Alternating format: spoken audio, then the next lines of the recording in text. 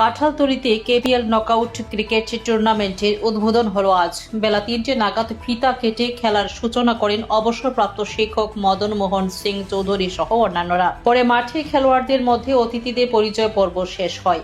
তারপর টসে জিতে প্রথম ইনিংস ব্যাট করতে নামে কাঁঠালতলী ফ্রেন্ডশিপ 11।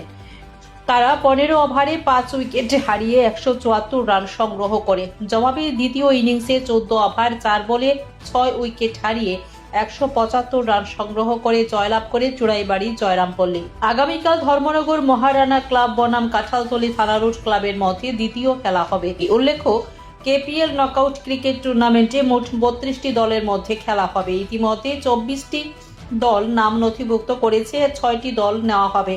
রেজিস্ট্রেশন থাকা কোনো ক্লাব যদি নাম নথিভুক্ত করতে ইচ্ছুক তবে 8752081854 নম্বরে যোগাযোগ করতে বলা হয়েছে।